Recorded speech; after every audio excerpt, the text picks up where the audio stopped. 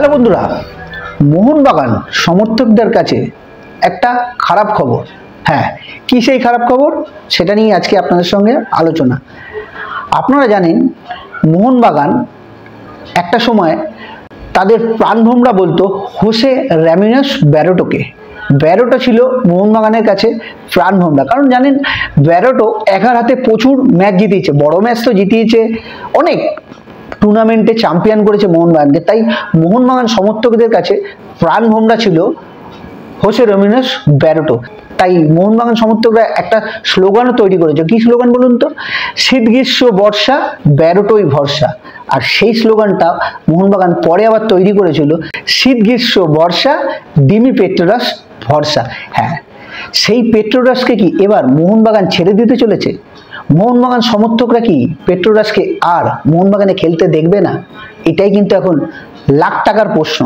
কারণ যতদূর শোনা যাচ্ছে বা যতটা শোনা গেছে, ডিমি পেট্রোরাসের যে রিসেন্ট ফর্ম ছিল সেরকম ভালো ছিল না। আপনারা দেখেছেন যে ডিমি পেট্রোরাসকে অনেক সময় রিজার্ভ বেঞ্চে বসে থাকতে হয়েছে, ম্যাচ খেলেনি, বসিয়ে রেখেছিল কোচ।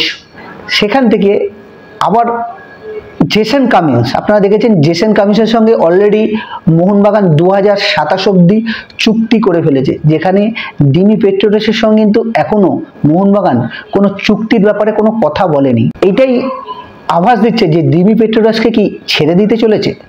ম্যানেজমেন্টের কাছে সব থেকে বড় চিন্তার ব্যাপার হবে বা কোচের কাছে ডিমি পেট্রোরাসের যে ফ্যান ফলোয়িং আছে। কারণ পেট্রোরাস আপনারা দেখেছেন বহু যুদ্ধের নায়ক হয়েছে। আপনারা দেখেছেন ডুরান্ড কাপে সেই 10 জনের মোহনবাগান ডিমি পেট্রোরাস লাস্টে গোল করে ডুরান্ড কাপ চ্যাম্পিয়ন করেছিল। এরকম প্রচুর ম্যাচ আছে। ডিমি পেট্রোরাস মোহনবাগানকে প্রচুর সার্ভিস দিচ্ছে, 3 বছর 4 বছর মোহনবাগানকে যা সার্ভিস দিচ্ছে ডিমি পেট্রোরাস। এত বড় সিদ্ধান্ত কি মোহনবাগান নেবে? সেই জন্যই বলেছিলাম কিন্তু লাখ টাকার প্রশ্ন। আপনারা কি বলছেন কমেন্টে তো অবশ্যই বলবেন। ডিমিকে ছাড়া মোহনবাগান সমর্থক ভাবতে পারবে কি? এই নিয়েই তো কথোপকথন বা এই নিয়েই তো আলোচনা করছি। মোহনবাগান সমর্থকরা সবসময় চায় ডিমি পেট্রোরাস মাঠে নামলে পেট্রোরাসের হয়ে যে গলা ফাটানো, সেই গলাটাকে আর ফাটাতে পারবে? প্রশ্ন রইল আপনাদের কাছে, ডিমি কি মোহনবাগানে খেলবে নাকি ডিমিকে মোহনবাগান ম্যানেজমেন্ট কোচ ছেড়ে দিতে চলেছে রিসেন্ট ফর্মের জন্য? সবই কিন্তু সময়ের ব্যাপার। আপডেট আপনাদের কাছে নিয়ে আসবো, কারণ জেসন কামিন্সকে অলরেডি 2027 অব্দি চুক্তি করে নিয়েছে, সেটা আপনারা জেনে গেছেন। এই ডিমির ব্যাপারটাও কয়েকদিনের মধ্যে ফাইনাল হয়ে যাবে যে ডিমি পেট্রোরাস মোহনবাগানে থাকছে না মোহনবাগান ছেড়ে অন্য কোনো ক্লাবে যাচ্ছে। কারণ হিরো আইএসএলের অনেক ক্লাবের কিন্তু অফার আছে ডিমির কাছে। তাই মোহনবাগান কি ডিমিকে রাখবে না ছেড়ে দেবে? এটা কিন্তু আপনারা কমেন্টে অবশ্যই বলবেন ডিমিকে কি রাখা উচিত কিনা।